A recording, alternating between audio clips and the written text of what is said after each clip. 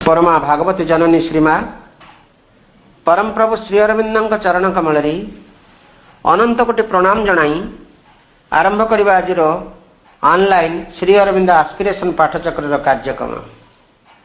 आज ऑनलाइन श्री अरविंद आस्पिरेशन पाठचक्र उपस्थित थिबा समस्त भाई और अपा मान को वंदे मातरम प्रणाम। कार्यक्रम आरंभ आम प्रभु और मां को नीरव ध्यान करवा मंत्रमयी सावित्री उच्चारण सहित। आज मंत्रमयी सावित्री उच्चारण पृष्ठ संख्या रही 65। आज मंत्रमयी सावित्री को उच्चारण करने आम संबलपुर सुभाष भाई को अनुरोध करुचु। सुभाष भाई आपण मंत्रमयी सावित्री उच्चारण करंतु, आम समस्ते नीरव प्रभु मां को ध्यान करूँ। समस्त साइलेंस हवा। Savitri Part 1, Book 1, The Book of Beginnings, Canto 4, The Sacred Knowledge, page 65. In the mystery of her cosmic ignorance, in the insoluble riddle of her play, a creature made of perishable stuff, in the pattern she has set for him, he moves. He thinks her thoughts with her trouble his bosom heaps. He seems the thing that she would have him seem. He is whatever her artist will can make, although she drives him on her fancy's road. At play with him as with her child or slave, to freedom and the eternal mystery, and immortality stand above the world. She moves her seeming puppet of an hour. Even in his mortal sessions in body's house, an aimless traveler between birth and death. Ephemeral dreaming of immortality, to reign she spoils him, he takes of her powers. He has harnessed her to the yoke of her own law. His face of human thoughts puts on a crown. Held in her leash, bound to her veiled caprice, he studies her ways if so he may prevail. Even for an hour, and she works out his will. He makes of her each moment patience sharp. To obey she fains, she follows her creature's lead. For him she was made, lives only for his youth. But conquering her, then is he most her slave. He is her dependent. All his means are hers. Nothing without her he can. She rules him still. At last he wakes to a memory of self. He sees within the face of deity. The Godhead breaks out through the human mood. Her highest heights she unmasks and is his mate. Till then he is a plaything in her game. His seeming regent, yet her fancy toys. A living robot moved by her energy springs. He acts as in the moments of a dream, an automaton stepping in the grooves of fate. He stumbles on, driven by her heap of force. His thought labors, a bullock in time's field. His will, he thinks his own, is shaped in her forge, the mother Vande Mataram. धन्यवाद भाई। एत बड़ा जाए आम मंत्रमयी सावित्री उच्चारण सहित नीरव प्रभु मां को ध्यान करुले। वर्तमान समय होइछि कार्यक्रम रे प्रभु मां चरण रे गोटे भक्ति नैवेद्य अर्पण करबा। आजर कार्यक्रम रे गोटे भक्ति नैवेद्य अर्पण करबा पई आमे सुनाबेडारो अमिता आपा को अनुरोध करछु। अमिता आपा आपण प्रभु मां चरण कमल रे गोटे भक्ति नैवेद्य अर्पण करंतु। अपा सुनो कि न सुनो मामा डाको, सुनो कि न सुनो मामा डाको, निसी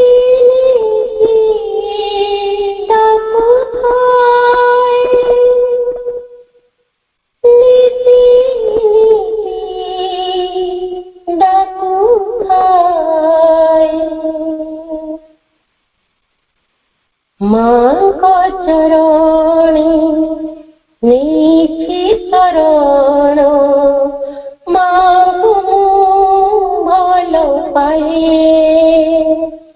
ମାଙ୍କ ଚରଣୀ ନେଇଛି ଶରଣ ମାଙ୍କୁ ମୁଁ ଭଲ ପାଏ ଶୁଣ କି ନ ଶୁଣ ମାମା ଡାକ ଶୁଣ କି ନ ଶୁଣ ମାମା ଡାକ ନିଜେ ନିଜେ ଡାକୁଥାଏ ନିଜେ ନିଜେ ଡାକୁଥାଏ ମାଙ୍କ ଚରଣୀ ନେଇଛି ଶରଣ ମାଙ୍କୁ ମୁଁ ଭଲ ପାଏ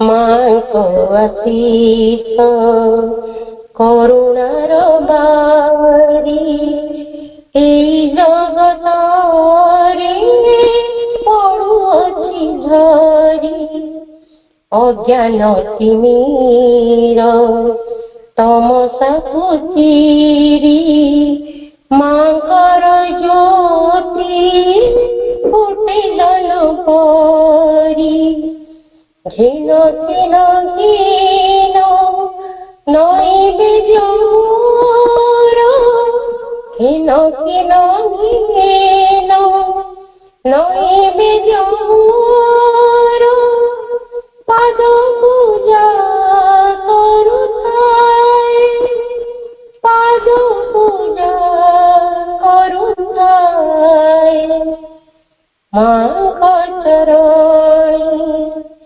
ନେଇଛି ଶରଣ ମାଙ୍କୁ ମୁଁ ଭଲ ପାଏ ଯାହା ହାତୀ ବନ୍ଧା ଏ ଜୀବନ ଡୋରି ବିପଦିଆ ପଦେ ଯିଏ ସହଚରୀ ଚଲା ପথিতে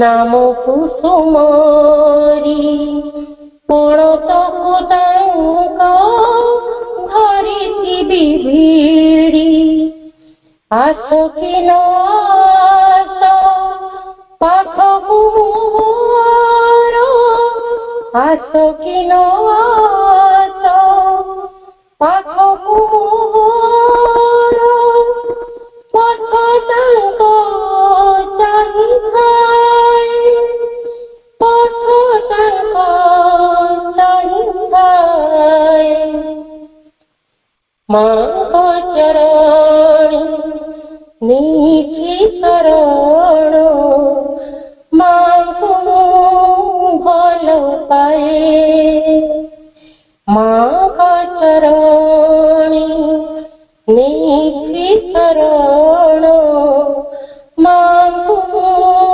ଭଲ ପାଏ ଶୁଣ କି ନ ଶୁଣ ମାମା ଡାକ ଶୁଣ କି ନ ଶୁଣ ମାମା ଡାକ ନିଜେ ନିଜେ ଡାକୁଥାଏ ନିଜେ ନିଜେ ଡାକୁଥାଏ ମାଙ୍କ ଚରଣୀ ନେଇଛି ଶରଣ ମାଙ୍କୁ ମୁଁ ଭଲ ପାଏ ମାଙ୍କୁ ମୁଁ ଭଲ ପାଏ ମାଙ୍କୁ ମୁଁ ଭଲ ପାଏ। ଧନ୍ୟବାଦ ଅପା। ବହୁତ ସୁନ୍ଦର ଆଉ ହୃଦୟସ୍ପର୍ଶୀ ପ୍ରାର୍ଥନାଟିଏ ପ୍ରଭୁ ମାଙ୍କ ଚରଣ କମଳରେ ଅର୍ପଣ କଲେ ଅପା। ଆମ ସମସ୍ତଙ୍କର ହୃଦୟ ମନ ପ୍ରାଣକୁ ସ୍ପର୍ଶ କରିଛି ଆପଣଙ୍କର ବନ୍ଦନାର ଗାଇକି। ଆପଣ ଏଇଭଳି ସବୁବେଳେ ହୃଦୟସ୍ପର୍ଶୀ ପ୍ରାର୍ଥନା ଗାନ କରୁଥାନ୍ତୁ ଏବଂ ଆମ ସମସ୍ତଙ୍କୁ ମା ଓ ପ୍ରଭୁଙ୍କ ଚରଣ କମଳରେ ଉନ୍ମୋଳିତ କରି ରଖିଥାନ୍ତୁ। ଧନ୍ୟବାଦ ଅପା, ଧନ୍ୟବାଦ। ବର୍ତ୍ତମାନ ସମୟ ହେଇଛି କାର୍ଯ୍ୟକ୍ରମରେ ଗୋଟେ ସୁନ୍ଦର ଆଲୋଚ୍ୟ ବିଷୟ ରହିଛି। ଆଜିର ଟପିକ୍ ଫର୍ ଡିସ୍କସନ୍ ରହିଛି, ସେ ହେଉଛି ମା ତୁମେ ଆମର, ଆମେ ତୁମର, ଆଉ ସବୁ ସବୁ ତୁମର। ଆଜିର ଟପିକ୍ଟି ହେଲା ପୁଣି ଥରେ ମା ତୁମେ ଆମର, ଆମେ ତୁମର, ଆଉ ସବୁ ସବୁ ତୁମର। ୟାର ଉପରେ ଆଲୋଚନା କରିବା ପାଇଁ ଆମେ ସତ୍ୟଚେତନା ଆଶ୍ରମ ଗୁଡ଼ିଆ ପୋଖରୀ ପୁରୀରୁ ଆମେ ସୁକାନ୍ତ ଭାଇଙ୍କୁ ଅନୁରୋଧ କରୁଛୁ। ସୁକାନ୍ତ ଭାଇ ଆଜିର ଆଲୋଚ୍ୟ ବିଷୟ ଯେଉଁ ରଖାଯାଇଛି ସେହି ଆଲୋଚ୍ୟ ବିଷୟକୁ ଆଲୋଚନା ଜାରି ରଖନ୍ତୁ। ମା ତୁମେ ଆମର, ଆମେ ତୁମର, ଆଉ ସବୁ ସବୁ ତୁମର। ଭାଇ।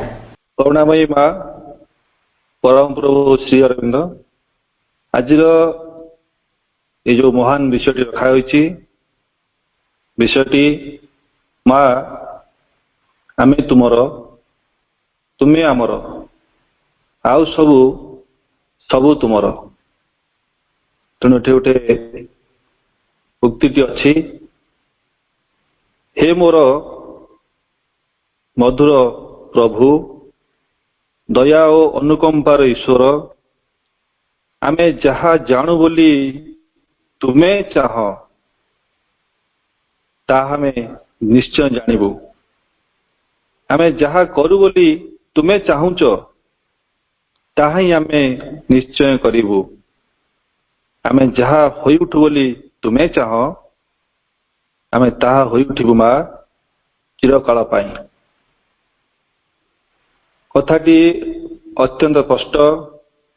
ଭାଇ ଓ ଭଉଣୀମାନେ, ଆଜିର ଏହି ବିଷୟ ମାଧ୍ୟମରେ ଆମର ପ୍ରକୃତ କାର୍ଯ୍ୟଟି କ'ଣ, କ'ଣ ଆମଠାରୁ ମା ଚାହୁଁଛନ୍ତି, ସେଇ ପରମ ପ୍ରଭୁ ଶ୍ରୀ ଅରବିନ୍ଦ କ'ଣ ଚାହୁଁଛନ୍ତି, ଆମେ ତାଙ୍କଠାରୁ କ'ଣ ଚାହିଁବା, ଏ ଯେଉଁ ସମ୍ପର୍କ ମା ପୁଅର ସମ୍ପର୍କ କେତେ ମଧୁର। ଯଦି ମାନୁଷୀ ମାଟି ତାର ପୁତ୍ରକୁ ବା କନ୍ୟାକୁ ନିଃସଙ୍କୋଚ ଭାବରେ, ନିଃସ୍ୱାର୍ଥପର ଭାବରେ, ନିରହଙ୍କାର ଭାବରେ ସେବା କରି ଚାଲିଛି, କିଛି ସେ ଚାହେଁ ନାହିଁ। ଠିକ ସେଇଭଳି ପରମା ଜନନୀ, ଆଦ୍ୟା ଜନନୀ, ଜଗତ ଜନନୀ ମା ଅଦିତି ଏହି ଧରାପୃଷ୍ଠକୁ ନଶ୍ୱର ଥର ନେଇ ଆସିଛନ୍ତି। କାହା ପାଇଁ ଆସିଛନ୍ତି? ଆମରି ପାଇଁ ଆସିଛନ୍ତି। ଏହି ସମଗ୍ର ପୃଥିବୀ ପାଇଁ ଆସିଛନ୍ତି, ଏହି ସଂସାର ପାଇଁ ଆସିଛନ୍ତି, ଏହି ମାନବ ଜାତି ପାଇଁ ଆସିଛନ୍ତି। କାହିଁକି ଆସିଛନ୍ତି? ଏହି ମାନବର ଯାହା ଦୁଃଖ କଷ୍ଟ, ଯେଉଁ ମୃତ୍ୟୁ ଜୀବନ ସବୁକୁ ପାର ହୋଇ ଏହି ମନୁଷ୍ୟ ଗୋଟେ ନୂତନ ସ୍ୱାଦ ଚାଖିବ, ଗୋଟେ ନୂତନ ସୋପାନକୁ ଉଠିଯିବ। ସେଇଥିପାଇଁ ତ ମା ଆସିଛନ୍ତି। ଯଦି ଏତେ ମହାନ କାର୍ଯ୍ୟ ପାଇଁ ମା ଆସିଛନ୍ତି, ତାହେଲେ ଆମର କ'ଣ ରୋଲ ଥିବା ଦରକାର? ତାହେଲେ ଆମେ କ'ଣ ଚାହୁଁଛୁ? ତାହେଲେ ଆମେ କ'ଣ କରିବା ଦରକାର? ଆମେ କୋଉ କାର୍ଯ୍ୟ କଲେ ମୋ ମା ଖୁସି ହବ, ମୋ ପରମ ପ୍ରଭୁ ଖୁସି ହେବେ? ମୁଁ କିଭଳି କାର୍ଯ୍ୟ କରିବି? ମୋର କାର୍ଯ୍ୟଶୈଳୀ କ'ଣ ହବ? ଏଠି ପ୍ରଭୁ କହୁଛନ୍ତି, ମାତଃ ଦୁର୍ଗେ, ଆମେ ସମସ୍ତେ ତୁମରି ସନ୍ତାନ ମା, କାର୍ଯ୍ୟ ଲାଗି ଯୋଗ୍ୟ ହେଉଠୁ। କ'ଣ ସେ ମହାନ କାର୍ଯ୍ୟ? କୋଉ କାର୍ଯ୍ୟ ପାଇଁ ଏକ ବିରାଟ ଆହ୍ୱାନ ଆସି ଆମ ପାଖରେ ପହଞ୍ଚିଛି? ସେ କାମ ପାଇଁ ଆମେ କେମିତି ଯୋଗ୍ୟ ହେଇ ଉଠିବୁ? ଆମେ ଯେଉଁଭଳି ନିଚତା, ସଂକୀର୍ଣ୍ଣତା, ତାମସିକତା, ଅହଙ୍କାର ମଧ୍ୟରେ ପେଶି ହେଉଛୁ, ସେଥିରୁ କିଭଳି ମୁକ୍ତ ହବୁ? ସେଥିପାଇଁ ପ୍ରଭୁ ଲେଖୁଛନ୍ତି, ଆମେ ତୁମ ସନ୍ତାନ ନିଶ୍ଚୟ। ତାହେଲେ କିଭଳି ମା ଖୁସି ହେବେ? ଆମକୁ ସେ କୋଳକୁ ନେବେ, ଆମକୁ ଯୋଗ୍ୟ କରି ଉଠେଇବେ। ସେଥିପାଇଁ କହୁଛନ୍ତି, ହେ ମା ଆମକୁ ଯୋଗ୍ୟ କର ସେଇ ମହାନ ପରମ ଆଦର୍ଶ ଲାଗି ଯେପରି ଉପଯୁକ୍ତ ଭାବରେ ପ୍ରସ୍ତୁତ ହୋଇ ବାହାରି ପାରିବୁ, ସେଥିପାଇଁ ଆମକୁ ଯୋଗ୍ୟ କର। ଅତଃ ତୁମେ ଆମର କ୍ଷୁଦ୍ରତା ବିନାଶ କର, ଆମର ସ୍ୱାର୍ଥ ଓ ଆମର ଭୟକୁ ନଷ୍ଟ କରିଦିଅ। ଆମେ ଯେଉଁ ସଂକୀର୍ଣ୍ଣତା ଭିତରେ ପଡ଼ି ରହିଛୁ, ଯେଉଁଭଳି କୁଶ୍ଚିତତା, ହୀନତା, ନିଚତା ଭିତରେ ଅହରହ ଘାଣ୍ଟି ହେଉଛୁ, ସେଥିରୁ ମୁକୁଳି ପାରୁନାହୁଁ। ଯଦି ପ୍ରକୃତରେ ଆମେ ସତରେ ଚାହୁଁଥିବା ସେଥିରୁ ମୁକ୍ତ ହେବା ପାଇଁ, ନିଶ୍ଚୟ ଭାବରେ ମାଙ୍କର ସେ କୃପା ଅଛି, ଆମକୁ ସେଥିରୁ ସେ କାଢ଼ି ବାହାର କରିଦେବେ। ସତରେ ଆମେ ଚାହୁଁଛୁ ତ? ତାପରେ ପ୍ରଭୁ କହୁଛନ୍ତି, ମାତଃ ଦୁର୍ଗେ, ତୁମେ ଯୋଗ ବଳରେ ଆମମାନଙ୍କ ଶରୀରରେ ପ୍ରବେଶ କର। ଆମେ ତୁମରି ଯନ୍ତ୍ର ହେବାକୁ ଚାହୁଁ, ସକଳ ଅନିଷ୍ଟର ବିନାଶୀ ତରବାରୀ ହେବାକୁ ଚାହୁଁ, ସକଳ ଅଜ୍ଞାନର ନାଶ କରୁଥିବା ପ୍ରଦୀପ ହୋଇ ରହିବାକୁ ଚାହୁଁ। ମାତ୍ର ତୁମେ ତୁମ ସନ୍ତାନ ମାନଙ୍କର ଏହି ଅଭିଳାଷକୁ ପୂରଣ କର। ଯନ୍ତ୍ରୀ ହୋଇ ଯନ୍ତ୍ରକୁ ଚଳାଅ, ତରବାରୀ ହୋଇ ପାପର ସଂହାର କର। ପ୍ରଦୀପଟି ହୋଇ ଅନ୍ଧକାରକୁ ଦୂର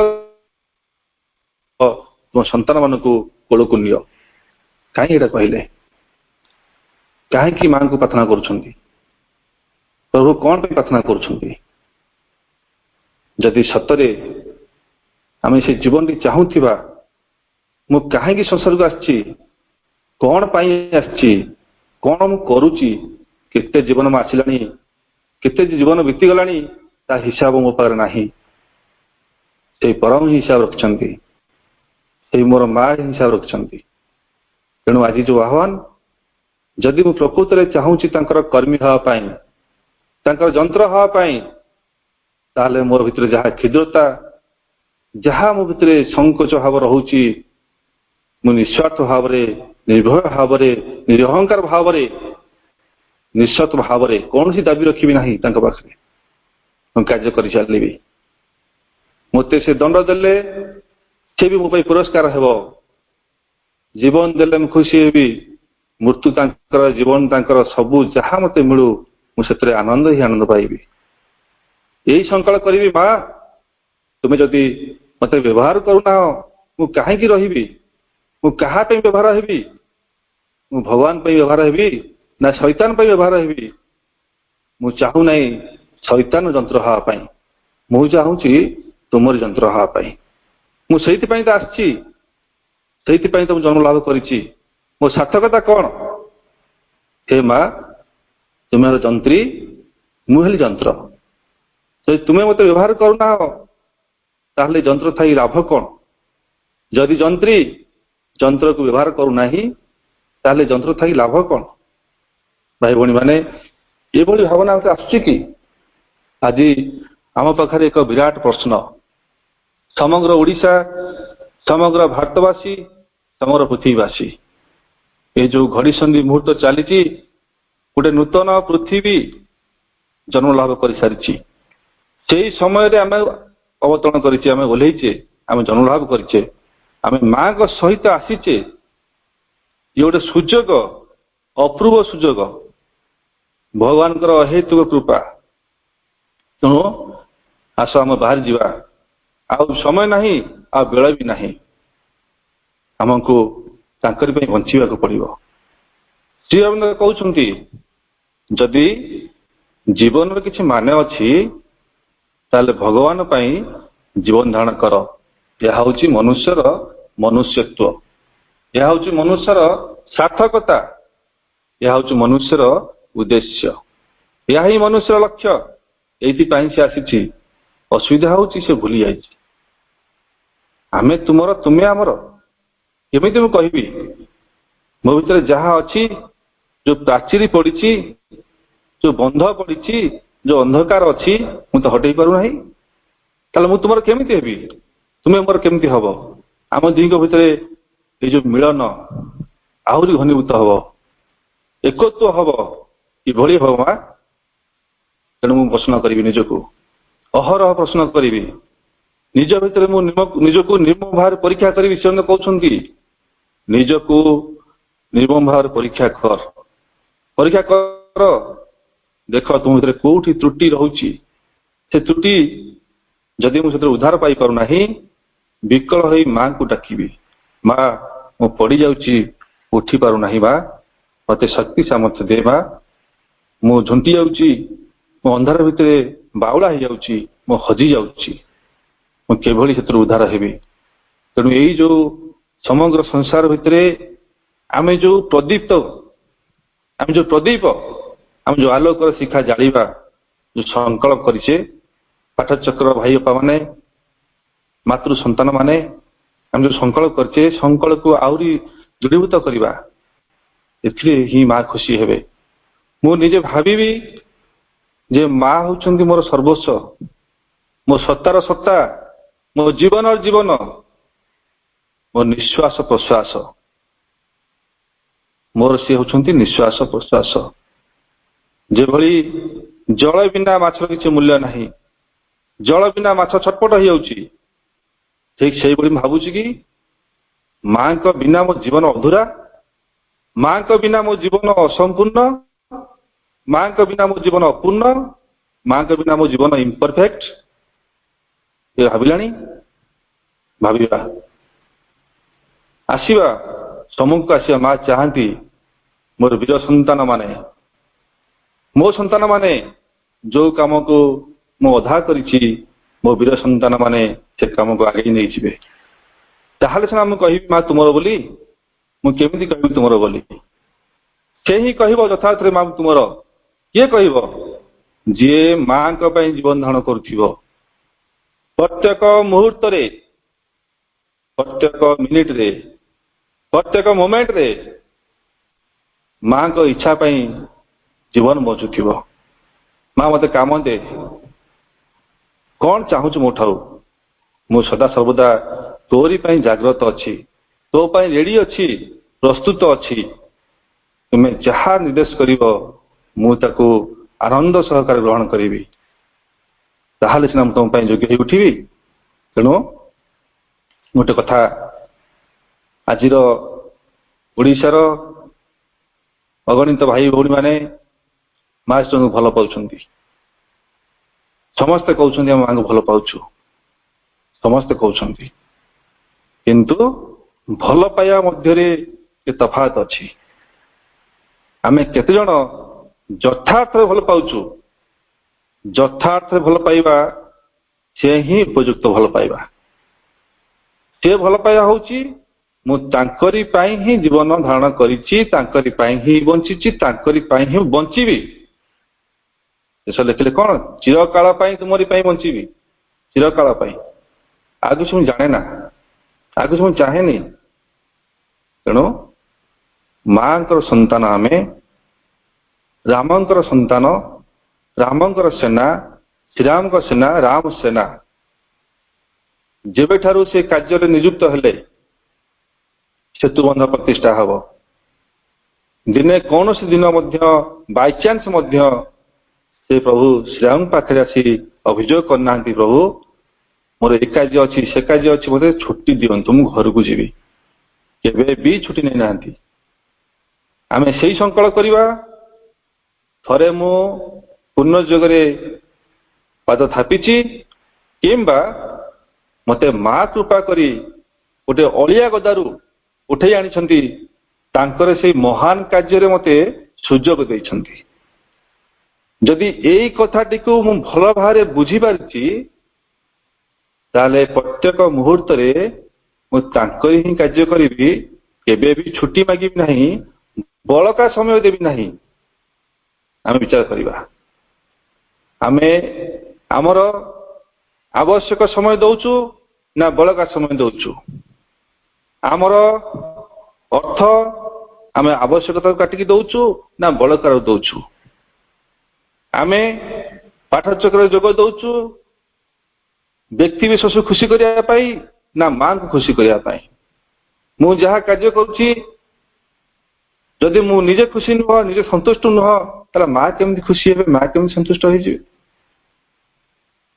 ଏଭଳି ଭାବରେ ବିଚାର କରିବା।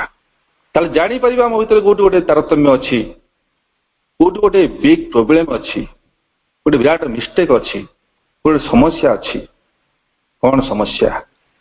ସେଇ ସମସ୍ୟାକୁ ମୁଁ ନିର୍ଭୟ ଭାବରେ ମାଙ୍କୁ ଛୋଟ ପିଲା ସଦୃଶ, ଯେଭଳି ଛୋଟ ଛୁଆଟି ତାର ମାକୁ ମାନୁଛି, ମାକୁ ନିର୍ଭୟରେ, ବିନା ସଂକୋଚରେ, ବିନା ଦ୍ୱିଧାରେ ସେ ସ୍ପଷ୍ଟ ଭାବରେ କହିଦିଏ, ମା ମୋର ଏଇ ସମସ୍ୟା ହେଇଛି।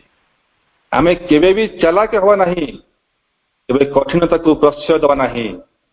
ଆମେ ତାଙ୍କ ପାଖରେ ସରଳ ସରଳ ସରଳ ଛୁଆଟି ଭଳି ହେଇଯିବା, ଛୋଟ ଶିଶୁ ସଦୃଶ। ସରଳତା, ସରଳତା ହିଁ ମା ଆମକୁ ଏଇ ଗୁଣ ପାଇଁ ଆହ୍ୱାନ କରିଛନ୍ତି, ତୁମ ଏତେ ସରଳତା ଆସୁ, ସରଳତା ଆସୁ, ସରଳତା ଆସୁ।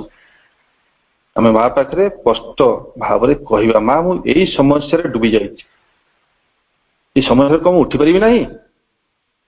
ଯାହା ଆସୁ, ସେ କାମନା ବାସନା ହଉ, ସେକ୍ସ ଆସୁ, ଡିଜାୟାର୍ସ ଆସୁ, ଯାହା ଯାହା ଯାହା ସମସ୍ୟା ଆମ ଭିତରେ ଅଛି, ମୁଁ ଓପନଲି ମାଙ୍କ ସହିତ କଥା ହେବି। କାରଣ ସେ ଫଟୋ ନୁହନ୍ତି, ତାଙ୍କର ସାକ୍ଷାତ ଉପସ୍ଥିତି ସେଠି ସେ ରହିଛନ୍ତି, ଅପେକ୍ଷା କରିଛନ୍ତି ମୋ ଧନ ମତେ କଣ କହିବ। କେତେ ସୁନ୍ଦର ଭାବରେ ସତ୍ପ୍ରେମ ସହିତ ମା କଥା ହଉଛନ୍ତି। ମୋ ଧନ ବୋଲି କହିଛନ୍ତି, ମୋ ଶିଶୁ ବୋଲି କହିଛନ୍ତି, ମୋର ସନ୍ତାନ କହିଛନ୍ତି, ମୋ ପ୍ରିୟ ବୋଲି କହିଛନ୍ତି।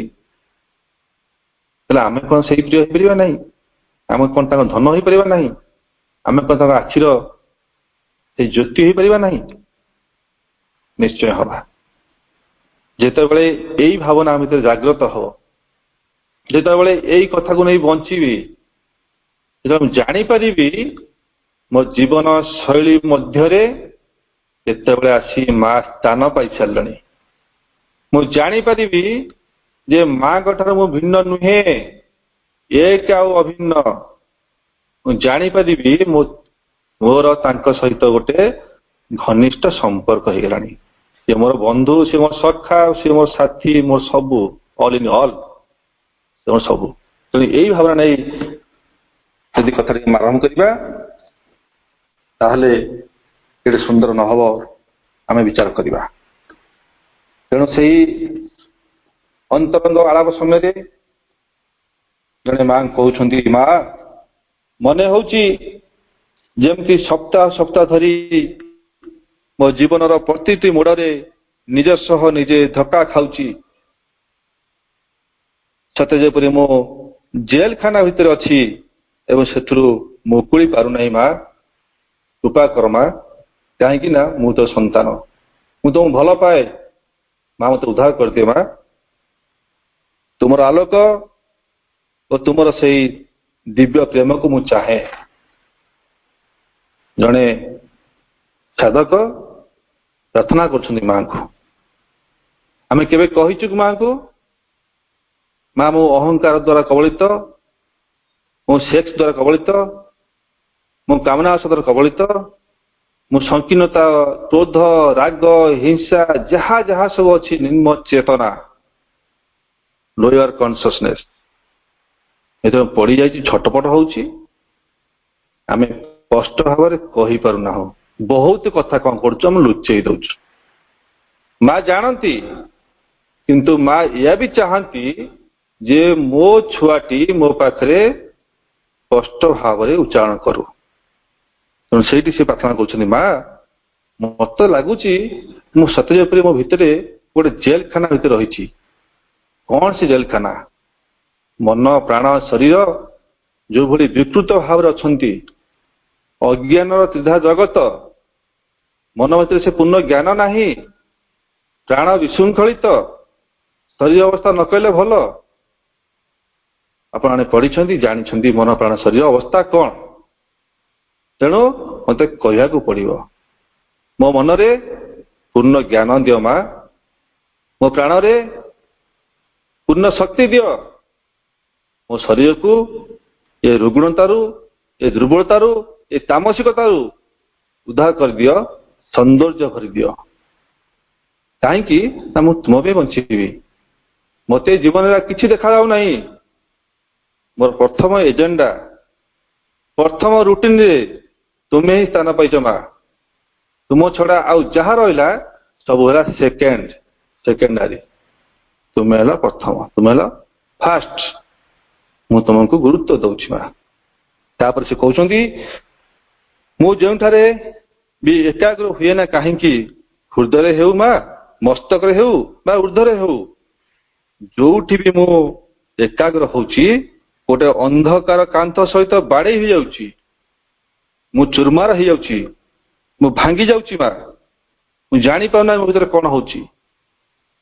ମୁଁ କାହିଁକି ଜାଣି କିଛି କଥା ବୋଧେ ତୁମ ପାଖରେ ଲୁଚାଇ ଦଉଛି। କେତେ ସ୍ପଷ୍ଟ ଭାବେ ଲେଖିଛନ୍ତି, କିଛି କଥା ବୋଧେ ତୁମ ପାଖରେ ଲୁଚାଇ ଦଉଛି। ସେଇଥିପାଇଁ ତ ଏଇ ସମସ୍ୟା ହଉଛି। କଣ ସେ ଅନ୍ଧକାର? ମା କହୁଛନ୍ତି, ଗୋଟେ ଗୋଟେ ସନ୍ତାନ ମୋର ବିକଳ ହୋଇ ପ୍ରାର୍ଥନା କରୁଛନ୍ତି। ଭଲ ଲେଖିଛନ୍ତି, ମା କହୁଛନ୍ତି ଯେତେବେଳେ ମୋର କୃପା ଗ୍ରେସକୁ ମୁଁ ପଠାଉଛି ସେ ଭିତରକୁ ପ୍ରବେଶ କରିପାରୁନାହିଁ, କାରଣ ଏତେ କଠିନତା, ଏତେ ସେମାନେ ହାର୍ଡ ହେଇକି ଅଛନ୍ତି, ଏତେ ଅନ୍ଧକାରପୂର୍ଣ୍ଣ ହେଇକି ଅଛନ୍ତି, ଏତେ ସଂକୁଚିତ ହେଇକି ଅଛନ୍ତି, ବେଳେ ବେଳେ ମୋ କୃପା ମଧ୍ୟ କାମ କରିବା ପାଇଁ ଅସମ୍ଭବ ହୋଇପଡେ। ତେଣୁ ଏଇ ଯୋଉ ସାଧକ ପ୍ରାର୍ଥନା କରିଛନ୍ତି, ଏଇଭଳି ଆମ ପ୍ରାର୍ଥନାଟା ଷ୍ଟ୍ରଙ୍ଗଲି ହେବା ଦରକାର, ତୀବ୍ର ହେବା ଦରକାର, ଦୃଢ ସଂକଳ୍ପ ହେବା ଦରକାର। ସିଧା କହିବି ମାଙ୍କୁ, କୌଣସି କଥା ଲୁଚିବ ନାହିଁ, ମୋ ଭିତରେ ଯାହା ଘଟୁଛି ମୁଁ ଡାଇରେକ୍ଟ ମାଙ୍କୁ କହିବି, କେହି ମଝି ରହିବେ ନାହିଁ। ମା ଏବଂ ମୋ ମଧ୍ୟରେ କେହି ଗୋଟେ ବି ଅନ୍ଧକାର ବନ୍ଧ ରହିବ ନାହିଁ, ସେ ବନ୍ଧ ହଟିଯିବ। ସେଇ ଦିବ୍ୟ ପ୍ରେମ ନିଶ୍ଚୟ କାମ କରିବ। ତାପରେ ସେ କହୁଛନ୍ତି, ମା ମୁଁ କଣ କରିବି, କଣ କରିବା ଉଚିତ?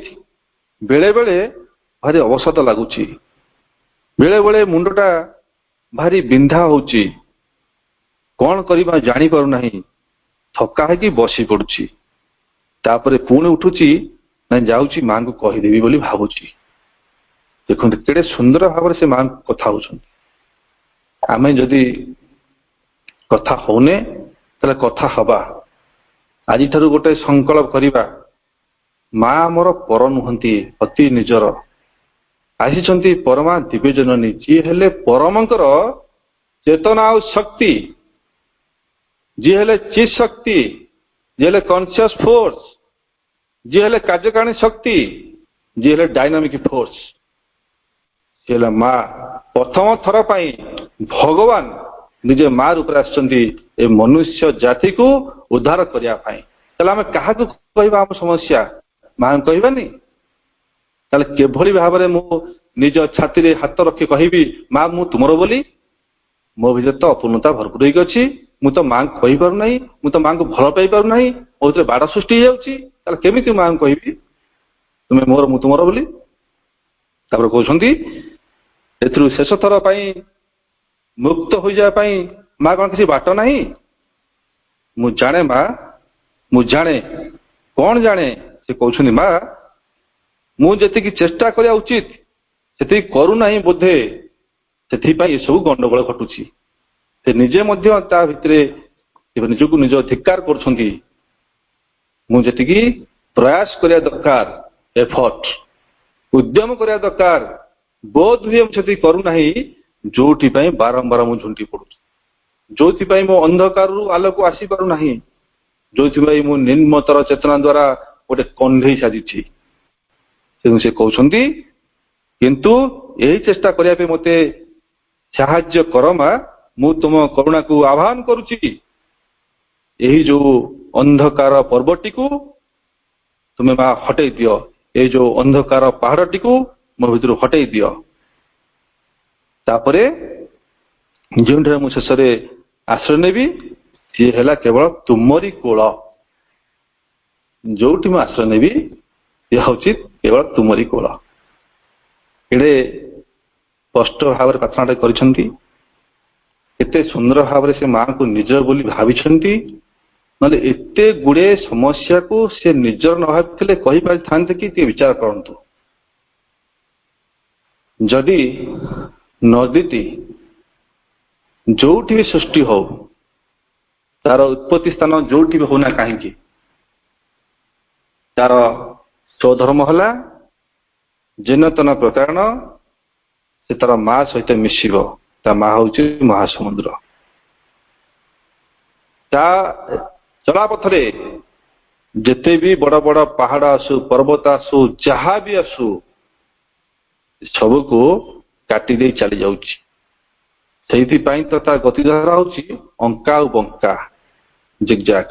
କାହିଁକି ନା ସିଏ ପାହାଡ ପାଖରେ ଅଟିକି ଯାଉନାହିଁ, ହାର ମାନୁନାହିଁ, କହୁନାହିଁ ଯେ ହେ ପାହାଡ ତୁ କାହିଁକି ମୋ ରାସ୍ତାରୁ ଗଲୁ, କମ୍ପ୍ଲେନ ବି କରୁନାହିଁ, ବାଟ ଖୋଜୁଛି ମୁଁ ତାକୁ କିଭଳି ଭାବରେ ଓଭରକମ୍ କରିବି। ଏକ୍ଜାକ୍ଟଲି ଆମ ଜୀବନଟା ହଉଛି ସେଇଆ। ଆମେ କମ୍ପ୍ଲେନ କରିବା ନାହିଁ। ଅଭିଯୋଗ ଆମର ପୂର୍ଣ୍ଣ ଯୋଗରେ ଆମ ପାଇଁ ଶ୍ରେୟ ନୁହେଁ, କେବେ ବି ନୁହେଁ, କେବେ ନୁହେଁ। ସେଇ ଅଭିଯୋଗ ନ କରି ବାଟ ଖୋଜିବି, ମୁଁ କିଭଳି ଭାବରେ ତାକୁ ଓଭରକମ୍ କରିବି। କାରଣ ମା ଆର ପାର୍ଶ୍ୱରେ ହାତ ଟାକି ଡାକୁଛନ୍ତି, ହାତ ଟେକି ଡାକୁଛନ୍ତି, ମୋ ଛୁଆ ଆସିବ, ମୋ ସନ୍ତାନ ଆସିବ। ଯଦି ନଦୀଟି ଆମକୁ ଶିକ୍ଷା ଦଉଛି, ମୋ ଜନ୍ମ ସାର୍ଥକତା ହଉଛି, ମୋ ମା ସହିତ ମିଶିବି। ଆମେ ଠିକ ସେଇଥିପାଇଁ ଆସିଛେ। ସେ ମଧ୍ୟ ସେଥିପାଇଁ କହିଲେ, ତୁମେ ଯୋଉଥିପାଇଁ ଆସିଛ ପୃଥିବୀକୁ, ଯାଉଛି ପ୍ରୋଗ୍ରେସ, ଓନ୍ଲି ପ୍ରୋଗ୍ରେସ। ତୁମେ ପ୍ରଗତି ପାଇଁ ହିଁ ପୃଥିବୀରେ ଜନ୍ମଗ୍ରହଣ କରିଛ, ଆଉ କିଛି ଦ୍ୱିତୀୟ କଥା ନାହିଁ। ତେଣୁ ଯୋଉଥିପାଇଁ ତୁମେ ପୃଥିବୀକୁ ଆସିଛ ସେଇଟାକୁ ଖୋଜ, ସେଇଟାକୁ ଧର, ତାକୁ ବୁଝ। ମା କହିଲେ, ଆମେ ଏଠି ଯୋଉ ଏକାଠି ହୋଇଛେ, ନିଶ୍ଚୟ ଭାବରେ ମାଙ୍କୁ ପ୍ରଶ୍ନ କରାହେଇଛି, ଆମେ କଣ ପୂର୍ବ ଜନ୍ମରେ ଭେଟବାଟ ହୋଇଥିଲେ କି? ମା କହିଲେ ୟେସ୍, ନିଶ୍ଚୟ ଭେଟ ହୋଇଥିଲେ। ସେଥିପାଇଁ ଆମେ ଯୋଉମାନେ ଏକାଠି ହୋଇଛେ ଆଜି এই ଆସ୍ପିରେସନ ପାଠଚର ମାଧ୍ୟମରେ ଯେତେବେଳେ ଆମେ ଗୋଟେ ସୁଯୋଗ ପାଇଛେ ପରସ୍ପର ନିଜର କଥାଟିକୁ, ନିଜର ଅନୁଭୂତିଟିକୁ, ନିଜର ଉପଲବ୍ଧିଟିକୁ ଆମେ ସେୟାର କରୁଛେ। ଏ କଥାଟିକୁ ସବୁ ମା ଶୁଣୁଛନ୍ତି, ମା ଶୁଣୁଛନ୍ତି। ଲେଖା ହୋଇଛି, ମା କହୁଛନ୍ତି, ଯଦି କୋଉଠି କିଛି ଆଲୋଚନା ହୁଏ ମା କହନ୍ତି, ମୋ ଖନା କିଛି କହିବ ମୁଁ ଶୁଣିବି। ଆମେ ସମସ୍ତେ ତାଙ୍କ ପାଖରେ ସେଇ ଖନା। ଯେଭଳି ମାନୁଷୀ ମା ପାଖରେ ତା ଛୁଆଟି ଗୁଲୁଗୁଲୁ ହେଇ କଥା କହେ, କଥା କହିଲା ବେଳେ ମା କେତେ ଖୁସି, କେତେ ଆନନ୍ଦ ପାଏ, ସେ ଆନନ୍ଦକୁ ମାପି ହବ ନାହିଁ, ଓଜନ କରି ହବ ନାହିଁ, ଟଙ୍କା ସହିତ ତୁଳନା କରି ହବ ନାହିଁ। ଠିକ ସେଇଭଳି ଯଦି ଆମେ ଏଇ କଥା ଚର୍ଚ୍ଚା କରୁଛେ, ଜୀବନ ବଞ୍ଚିବାକୁ ଚେଷ୍ଟା କରୁଛେ, ପ୍ରୟାସ କରୁଛେ, ଯୋଗ୍ୟ ଉଠିବା ପାଇଁ ଆମେ ସଂକଳ୍ପ କରୁଛେ, ତାହେଲେ ମା କେତେ ଖୁସି ହଉନଥିବେ? ବିଚାର କରିବା। ତାପରେ କିଛି ପଏଣ୍ଟସ ଅଛି, ଯୋଉ ପଏଣ୍ଟସକୁ ଆମେ ଜୀବନରେ ପ୍ରୟୋଗ କରିବା। ପ୍ରଥମ ପଏଣ୍ଟ ହଉଛି ପୂର୍ଣ୍ଣ ନମ୍ରତା। ଏଇଟା ହିଁ ଭଗବାନ ଆମଠାରୁ ଚାହାନ୍ତି। କଣ ଚାହାନ୍ତି ନା ପୂର୍ଣ୍ଣ ନମ୍ରତା ସହିତ ତୁମେ ସମସ୍ତ ଅହଙ୍କାରକୁ ସମର୍ପଣ କରି ତାଙ୍କର ପାଦ ତଳେ ସାଷ୍ଟାଙ୍ଗ ପ୍ରଣିପାତ କରିବା। ପୂର୍ଣ୍ଣ ଅହଙ୍କାର। ବର୍ତ୍ତମାନ ବ୍ୟକ୍ତିତ୍ୱ କହିଲେ କେବଳ ଅହଙ୍କାରକୁ ନେଇ ପର୍ଯ୍ୟବେସିତ। ବ୍ୟକ୍ତିତ୍ୱ କଣ ନା କେବଳ ଅହଙ୍କାର ହିଁ ଅହଙ୍କାର। ତୁମେ କଣ ନା ମୁଁ ଏଇଆ, ତୁମେ କଣ ନା ତୁମେ ସେଇଆ, ପରିଚୟ କଣ ଏଇଆ। ଭଗବାନ ଶ୍ରୀରାମ ଗୁରୁକୁଳ ଆଶ୍ରମରେ ଦିନେ ପ୍ରାତଃ ସମୟରେ ସ୍ନାନ କରି ଯାଇ ପହଞ୍ଚିଲେ ଗୁରୁ ବଶିଷ୍ଠଙ୍କ ଦ୍ୱାରଦେଶରେ। ଦ୍ୱାରଦେଶରେ ରହି ଗୁରୁ ବଶିଷ୍ଠ ଭିତରେ ଥାଆନ୍ତି। ବାହାରେ ଥାଇ ଭଗବାନ ଶ୍ରୀରାମ କବାଟକୁ ଠକ୍ ଠକ୍ କଲେ। ଗୁରୁ କହୁଛନ୍ତି, ଖୋଲା ଅଛି ଆସ। ଏ ପୁନଶ୍ଚ ଠକ୍ ଠକ୍ କଲେ। ଗୁରୁ ଆଶ୍ଚର୍ଯ୍ୟ ହେଇ ପଚାରିଲେ, ତୁମେ କିଏ? ଖୋଲା ଅଛି, ଆସିପାର। ଏ ପୁନଶ୍ଚ ଠକ୍ ଠକ୍ କଲେ ଭଗବାନ ଶ୍ରୀରାମ। କିଏ ତୁମେ? ଠକ୍ ଠକ୍ କରୁଛ, ଭିତରକୁ ଆସୁନା କାହିଁକି? ନା ହେ ଗୁରୁଦେବ, ମୁଁ କିଏ? ମୋର ପରିଚୟ ପାଇବା ପାଇଁ ମୁଁ ଆପଣଙ୍କ ପାଖକୁ ଆସିଛି। ମୋର ପରିଚୟ କଣ? ଭଗବାନ ଶ୍ରୀରାମ କହୁଛନ୍ତି ଏ କଥା। ଏଡେ ସୁନ୍ଦର କଥା କହିଲେ ଦେଖି। ଆମେ ହୋଇଥିଲେ କଣ କହିଥାନ୍ତେ? ମୋ ଅମଙ୍କ ବାପାର ପୁଅ, ମୋ ବାପାଙ୍କର ପରିଚୟ ଏଇଆ, ମୋର ପରିଚୟ ସେଇଆ। କେତେ କଥା ଲଗେଇ, କେତେ ଅଳଙ୍କାର ଲଗେଇ ଆମେ କଥା କହିଦଉଛୁ। ଏଇଠି ଯୋଉ ଗୁରୁ ଶିଷ୍ୟ ପରମ୍ପରା, ଭଗବାନ ହେଇଛନ୍ତି ଶିଷ୍ୟ ଏବଂ ଗୁରୁ ହେଇଛନ୍ତି ଋଷି ପ୍ରତିମ ବଶିଷ୍ଠ। ସେ ଏଠି ଶିକ୍ଷା ଦଉଛନ୍ତି ସମଗ୍ର ସମାଜକୁ, ସମଗ୍ର ମାନବ ଜାତିକୁ। हे मनुष्य माने तुम्हें निजर परिचय खोज तुम्हें किए तुम परिचय खोज मुझे पचारि मु निजक मु किए माँ मु किए तुम्हें कहीं मत एठी आनिच कौन पे आनिच कहते क्या भी एठाकू बेकार पठिया नहीं एठी हमके जो मैंने आसी एकाठी होइचे समस्त किसी कार्य ही दिहाई ये कार्य को भूली जाऊचे बोली आमे बारंबार भंगा होचु भंगा हेबाटा होची मृत्यु बारंबार गढ़ा होचु सेटा होची जन्म तेणु एठी कहले ये जो मनुष्य ह्यूमन बीइंग मनुष्य सत्ता ये कौन होची ना परिपूर्ण भाव में अहंकार द्वारा आच्छादित हो पूर्ण आच्छादित हो जदि आम भगवान पाखरे पूर्ण नम्रता सहित सरलता सहित तांको पाखरे खोला हो पारिबा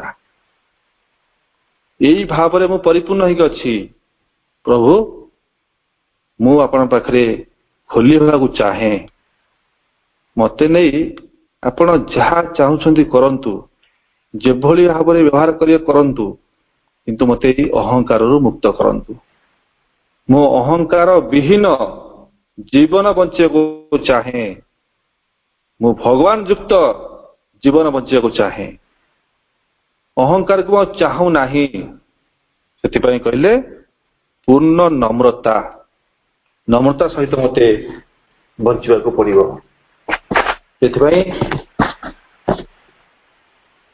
माँ कहते to be humble means for the mind the vital and the body never to forget that without the divine they know nothing are nothing and can do nothing विनीत होबार अर्थ होची मन प्राण और शरीर कदापि एक कथा भूली जीवे नहीं जे दिव्य परम सत्ता व्यतीत से माने किछि भी जानती नहीं किछि भी करि परिबे नहीं किछि भी नुहंती तांको स्थिति ही नहीं यदि डिवाइन नांती विदाउट डिवाइन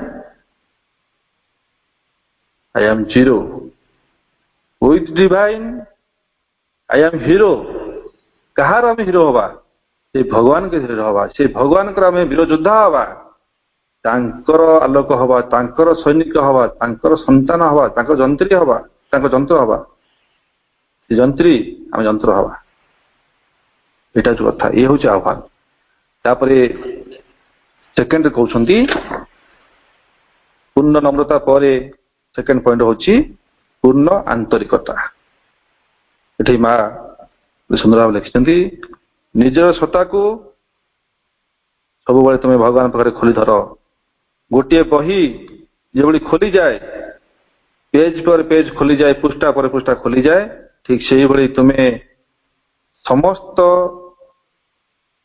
भितरे अपूर्णता को खोली दियो तुम भीतर जहाँ किसी असुविधा सृष्टि करुच्ची से असुविधा को मुक्त भाव फ्री भाव भगवान को कही दियो जेपरि तार समस्त गतिवृत्ति स्पष्ट भाव देखा एवं एभली पूर्ण आंतरिकता सहित तुम्हें कहब ताहार उत्तर मिलिब एवं कौन सी कथा को तुम्हें केबे भी लुचाई रखिब नहीं ये कथा पुणी आउथर लिखिले कौन सी कथा तुम लुचाई रखिब नहीं आम ये कथा गोटे कथा विचार करवा सत्य कथा हूँ आम सब कथा भगवान को बा माँ को स्पष्ट भाव में कही पारुचु कि आम जो शोया को जीवा विचार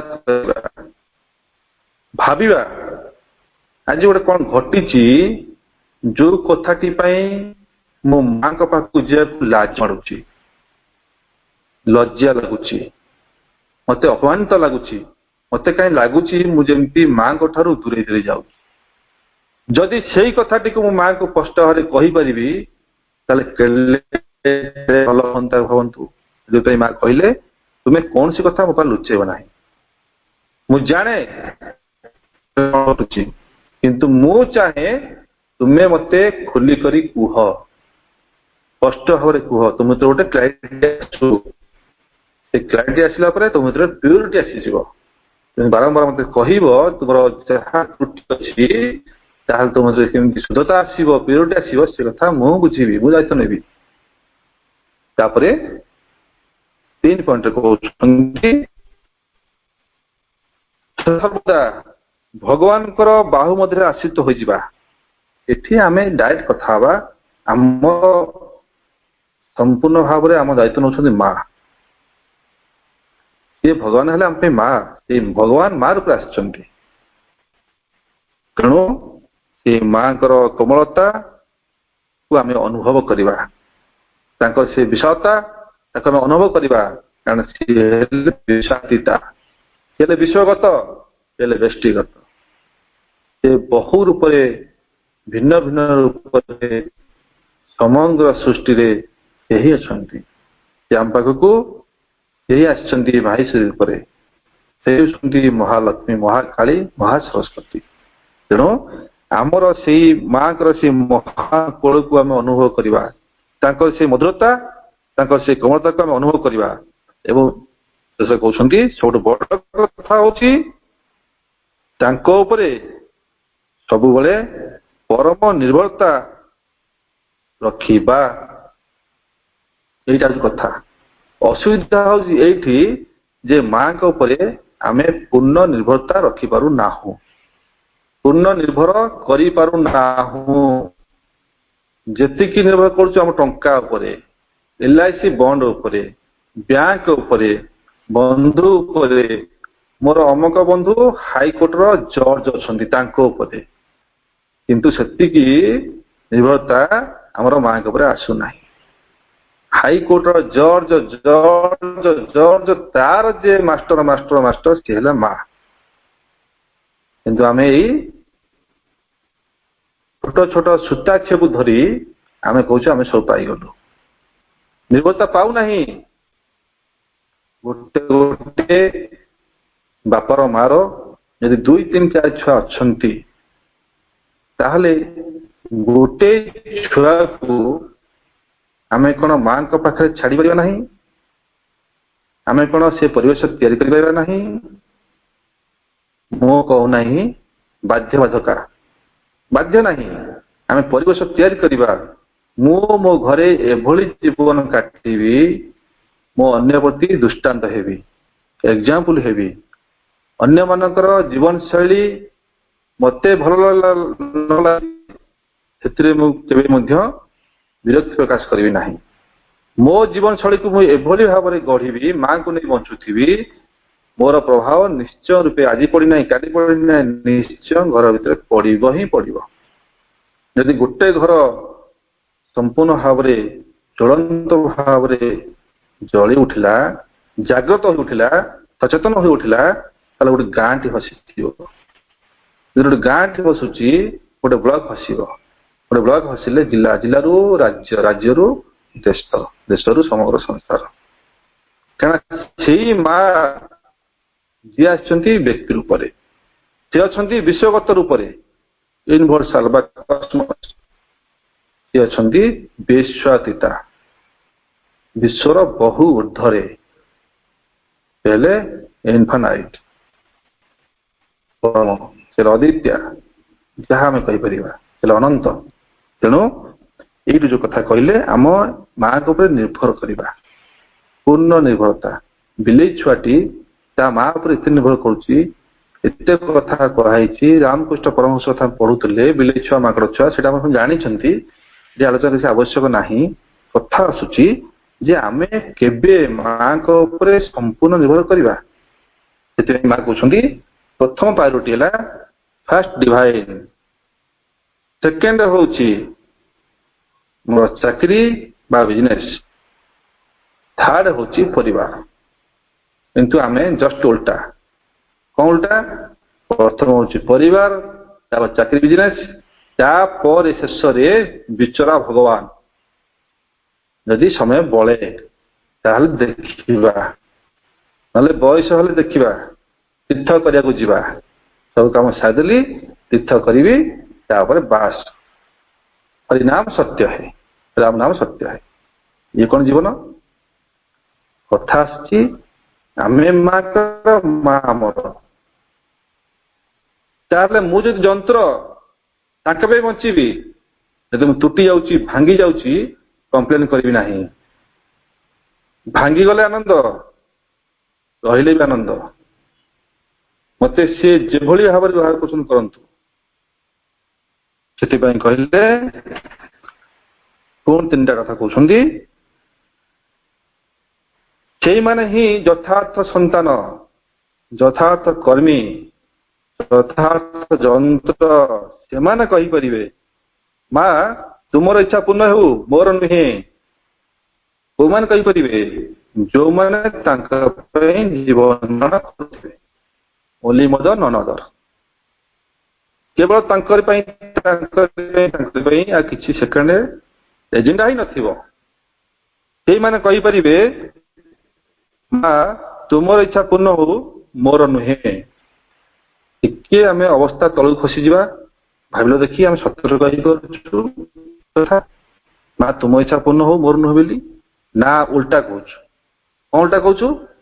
ମୋର ମୋର ମୋର ସବୁ ମୋର ପୂର୍ଣ୍ଣ ହଉ, ମୋର ଚାକିରି ପ୍ରମୋଶନ ହଉ, ମୋ ଝିଅଟି ବାହାଘର ହେଇଯାଉ, ମୋ ପୁଅଟି ଭଲ କନ୍ୟା ମିଳୁ, ମୋର ଭଲ ପ୍ରମୋଶନ ଟିକେ ହେଇଯାଉ। କେତେ କଥା କୋର୍ଟରେ ଜିତି ପଡିବି, କଣ କଣ କଥା ଯେ ତା ବର୍ଣ୍ଣନା କରିହବ ନାହିଁ। ତେଣୁ ସତରେ ଆମେ କହୁନାହୁଁ। ସେଥିପାଇଁ କହିଲେ କଣ? ସେଇମାନେ ଯଥାର୍ଥ ସନ୍ତାନ, ଯୋଉମାନେ ଜୀବନ ଧାରଣ କରୁଥିବେ ଏବଂ ସବୁ ସମୟରେ ଭଗବାନ କଣ ନିର୍ଦ୍ଦେଶ ଦେବାକୁ ଚାହୁଁଛନ୍ତି ଅହରହ ରେଡି ହେଇକି ଥିବେ। ହନୁମାନ ଆପଣ ଜାଣିଛନ୍ତି ସଦା ସର୍ବଦା ଏଭଳି ଭାବରେ ଜାଗ୍ରତ ହେଇଥିଲେ, ପ୍ରଭୁ କଣ ହୁକୁମ କରିବେ ଦିନ ରାତି ଅନେଇ ରହିଥିଲେ। ଆମ ଆଶ୍ରମ ଘଟଣା ଚମ୍ପକଲା ଦେଖନ୍ତୁ, ଯିଏ ପ୍ରଭୁଙ୍କର ସେବା ପାଇଥିଲେ ଅହରହ, ଯେତେବେଳେ ଫ୍ୟାନଟି ମରା ହବ, ଫ୍ୟାନଟି ବନ୍ଦ ହବ, ଲାଇଟଟି ଜଳିବ, ଏ ସବୁ କଥା ଟିକିନିକି ଭାବରେ ଅହରହ ଜାଗ୍ରତ ନିରବଚ୍ଛନ୍ନ ଭାବରେ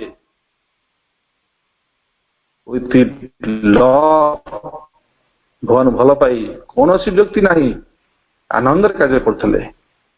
ତେଣୁ ସମୟ ପାଖି ଆସିଲାଣି, ତେଣୁ ତାକୁ ବିସ୍ତାର କରି କହିହେବ ନାହିଁ।